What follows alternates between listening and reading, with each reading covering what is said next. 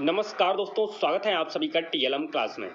दोस्तों, आज डिस्कस करेंगे समावेशी शिक्षा को और मानसिक रूप से विशिष्ट बालक के प्रकार को। दोस्तों, काफ़ी महत्वपूर्ण टॉपिक है। यहाँ से टेट सीटेट परीक्षा में कई बार प्रश्न पूछे गए हैं। साथ में दोस्तों हम डिस्कस कर लेंगे यहाँ से जो भी प्रश्न पूछे गए उन प्रश्नों को भी साथ में डिस्कस करते चलेंगे। तो दोस्तों आइए इस टॉपिक को डिस्कस कर लेते हैं। बात करेंगे दोस्तों पहले समावेशी शिक्षा को। तो समावेशी शिक्षा यानी इंक्लूसिव एजुकेशन क्या होती है दोस्तों, आइए देखते हैं। सामान्य बालकों के साथ विशिष्ट बालकों को सामान्य विद्यालय में विशिष्ट विधियों के द्वारा दी जाने वाली समावेशी शिक्षा कहलाती है। यानी दोस्तों जब सामान्य जो कक्षा होती है उस सामान्य कक्षा में सामान्य बालक, विशिष्ट बालक, मानसिक रूप से मंद बुद्धि बालक या उच्च बुद्धि के जो बालक होते हैं उन सभी को एक साथ शिक्षा दी जाती है। जिस स्कूल में जिस क्लास में सभी को साथ मिलाकर के शिक्षा दी जाती है उसी को हम समावेशी शिक्षा कहते हैं। आई थिंक दोस्तों बात क्लियर हो पाई होगी। आइए आगे जानते हैं समावेशी शिक्षा के बारे में। समावेशी शिक्षा सर्वप्रथम बात करें तो कनाडा और अमेरिका में प्रस्तुत की गई थी। सर्वप्रथम कनाडा और अमेरिका में लागू की गई थी। कब लागू की गई थी? 1975 यानी 1975 में प्रारंभ की गई थी। बात करेंगे भारत इसको अपनाने वाला 135वां देश था। 135वां देश बना जिसने भारत ने समावेशी शिक्षा को अपनाया था।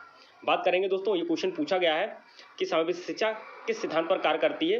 तो समावेशी शिक्षा एकीकरण के सिद्धांत पर कार्य करती है।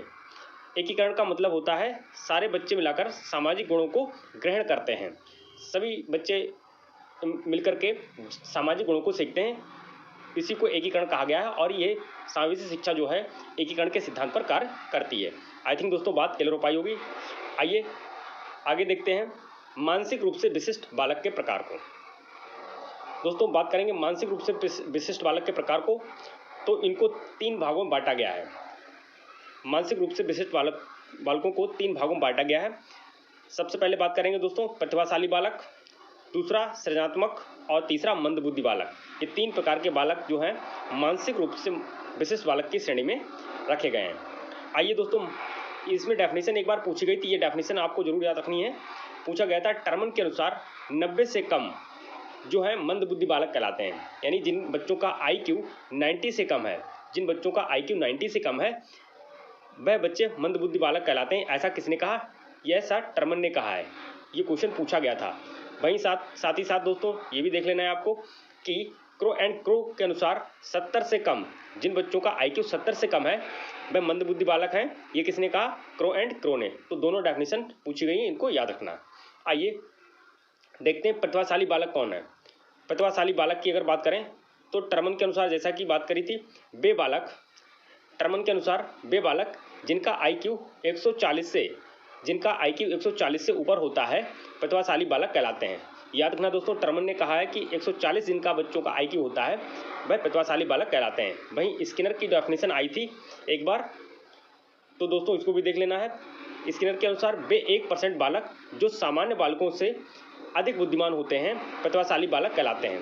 दोस्तों प्रतिभाशाली बालक जो होते हैं वो 1% ही होते हैं, इसीलिए इन्होंने कहा कि वे 1% ही बालक होते हैं जो सामान्य बालकों से अधिक बुद्धिमान होते हैं प्रतिभाशाली बालक कहलाते हैं।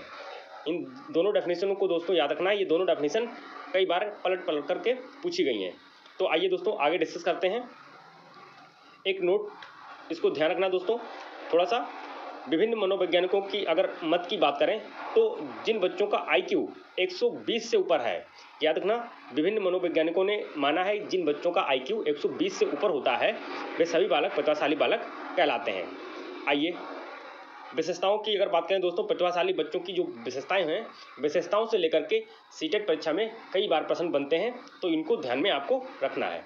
आइए, प्रतिभाशाली बालकों की जो स्मृति होती है वह तेज होती है। जैसा कि हम सभी को पता होता है कि जो प्रतिभाशाली बच्चे होते हैं उनकी स्मृति याद करने की क्षमता बहुत ही तेज होती है और शुद्ध होती है।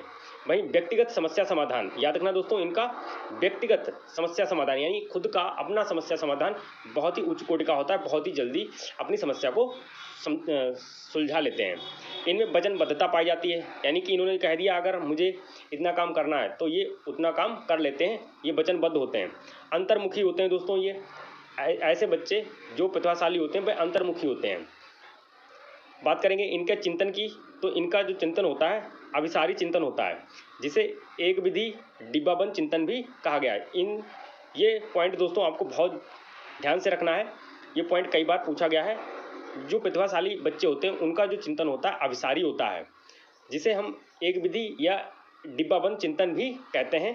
इन तीनों नामों को आपको याद रखना है दोस्तों। ये अभिसारी चिंतन क्या होता है, यानी कि आपने अगर 2 गुणे 3 बच्चों को बता दिया कितना होता है, ये तो कर लेगा, 2 गुणे 3 6 कर लेगा, लेकिन इसके अलावा वह अगर आपने लिख दिया 3 गुणे 2 तो वह इसमें समस्या उत्पन्न हो जाएगी उसके लिए। ऐसा चिंतन अभिसारी चिंतन कहलाता है। आई थिंक दोस्तों बात क्लियर हो पाई होगी। आइए आगे देखते हैं इनकी विशेषताओं को लेकर के। लंबी अवधि तक अकेला रहकर अध्ययन करने की वरीयता होती है, यानी अकेले रह करके काफ़ी समय तक ये अपने साथ टाइम बिता सकते हैं, किताबों के साथ टाइम बिता सकते हैं। सृजनात्मक चिंतन का उच्चतर स्तर होता है। आइए दोस्तों देखते हैं प्रतिभाशाली बच्चों का त्रिध्रुवीय संप्रत्यय।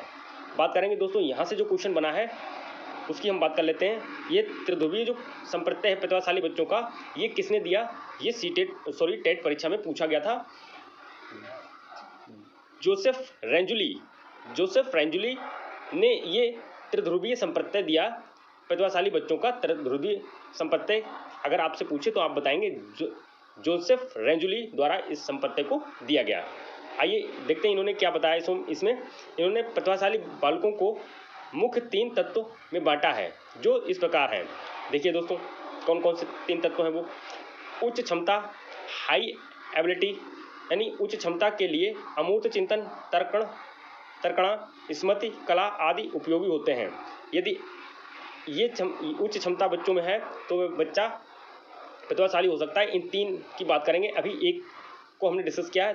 दूसरे की अगर बात करें सृजनात्मकता के लिए प्रवाहकता यानी फ्लुएंसी, लचीलापन, फ्लेक्सिबिलिटी, मौलिकता, नवीनता तथा व्याख्या ये जरूरी हैं। आइए तीसरे की अगर बात करें तो सृजनात्मकता के बाद उच्च वचनबद्धता, हाई टास्क कमिटमेंट। जब बच्चा अभिप्रेरित होता है तो वह उस अभिप्रेरणा को काम में परिवर्तित कर लेता है। तो ये दोस्तों उच्च वचनबद्धता भी इनमें पाई जाती है। उपरोक्त तीनों गुणों को जब एक साथ कर देते हैं तो ये बच्चों में प्रतिभा बन जाती है। याद रखना है दोस्तों। कौन कौन से अगर हम बात करें, सबसे पहले हमने बात करी थी उच्च क्षमता, दूसरी सृजनात्मकता और तीसरी उच्च वचनबद्धता। वहीं तीनों को अगर हम एक साथ मिला दें तो यही दोस्तों क्या बन जाती है? प्रतिभा बन जाती है। तो ध्यान रखना दोस्तों, इन 3 प्रत्ययों को इन्होंने दिया था जोसेफ रेंजुली ने। इनका नाम जरूर दोस्तों याद रखना, एक बार पूछा गया था। आइए दोस्तों डिस्कस करते हैं मंद बुद्धि बालक के प्रकार को। दोस्तों मंद बुद्धि बालक के जो IQ है, यहाँ से निश्चित रूप से प्रश्न बनते रहते हैं और इसको डिस्कस करना काफ़ी ज़रूरी होता है। थोड़ा सा जूम कर लेते हैं दोस्तों ताकि आपको अच्छे से दिखाई पड़ पाए। आइए दोस्तों, यस फ्रेंड्स, बात करेंगे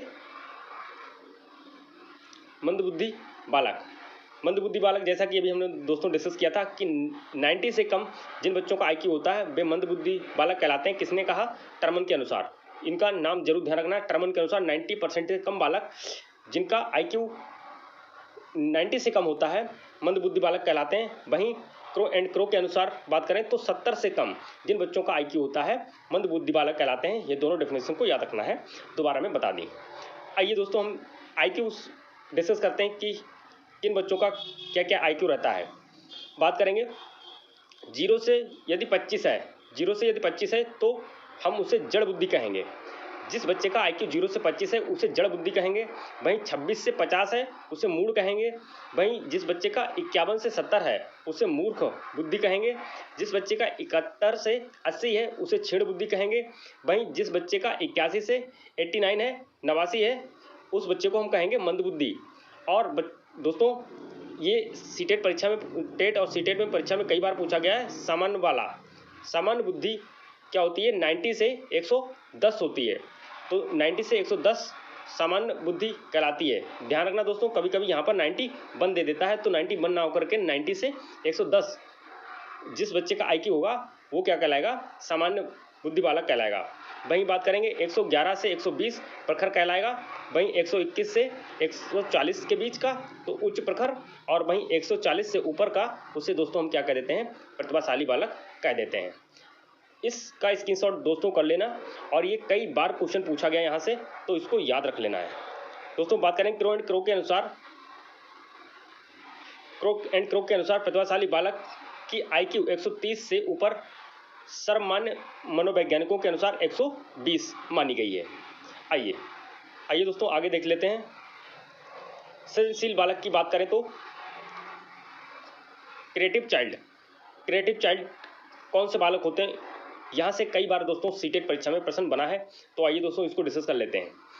जब एक व्यक्ति पहले स्थापित विचारों या वस्तुओं को किसी नए परिप्रेक्ष्य में रख करके उसकी उपयोगिता प्रस्तुत करके उसमें परिवर्तन करता है, उसे सृजनशील बालक कहते हैं। यानी कि दोस्तों वह समस्या को नए नए तरीके से सॉल्व करने का प्रयास करता रहता है। कोई समस्या बच्चे को दे दी गई है और उस समस्या को वह क्या करेगा, नए नए तरीकों से सॉल्व करने का प्रयास करता है। ऐसे बालक क्या कहलाते हैं, सृजनशील बालक कहलाते हैं। टर्मन ने दोस्तों इनके बारे में बताया है 1920 में ये बताया कि ये आवश्यक नहीं है कि अधिक बुद्धिमान व्यक्ति सृजनशील हो, किंतु सृजनशील बालक प्रतिभाशाली होता है। दोस्तों ये स्टेटमेंट पूछा गया, इसको यूं ही याद कर लेना है। कई बार ये क्वेश्चन पूछा गया है कि यदि आवश्यक नहीं है कि जो बुद्धिमान व्यक्ति हैं वो आवश्यक नहीं कि वो सृजनशील बालक हों, लेकिन सृजनशील बालक जो है वह प्रतिभाशाली बालक होता है। इसका स्ट्रक्चर देख लेंगे दोस्तों। यानी कि जो बुद्धिमान बालक है वह जो सृजनशील बालक है वह बुद्धिमान हो सकता है। सृजनशील बालक देखिए आपने बाहर बनाया है, यानी सृजनशील बालक अगर है तो वह बुद्धिमान तो हो सकता है, लेकिन ये बुद्धिमान जो बालक है जरूरी नहीं वो सृजनशील बालक हो। इस बात का दोस्तों आपको ध्यान रखना है। आइए दोस्तों सृजनशील बालक की विशेषताओं से कई बार प्रश्न बने हैं, इनको हम डिस्कस कर लेते हैं। आइए फ्रेंड्स, सृजनशील बालकों की विशेषताएं। जो दोस्तों पहली विशेषता है बुद्धि लब्धि की बात करें तो 120 से अधिक होनी चाहिए। सृजनशील बालक की बुद्धि लब्धि 120 से अधिक होती है।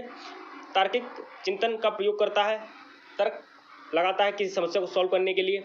अधिक संवेदनशील होता है, नवीन कार्य करने के लिए उत्सुक होता है, उसे नवीन कार्य को करना बहुत अच्छा लगता है।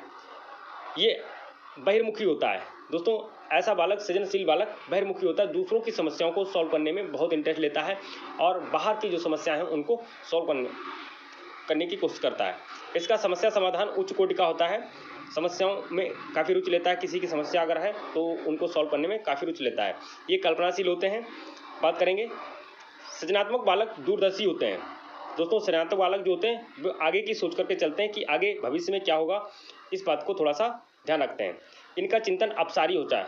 जैसा कि दोस्तों अभी हमने बात करी थी, जो प्रतिभाशाली बच्चे हैं उनका चिंतन अभिसारी होता है। अभिसारी, ये दोस्तों पूछा गया है, अभिसारी,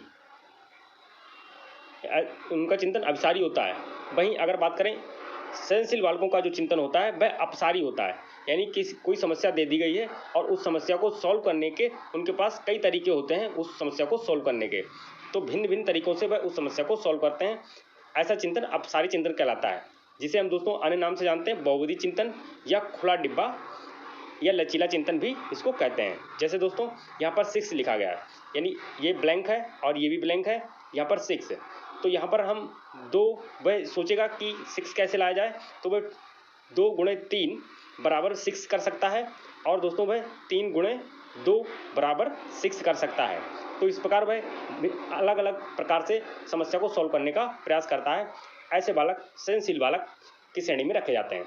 आई थिंक दोस्तों आपको बात समझ आई होगी।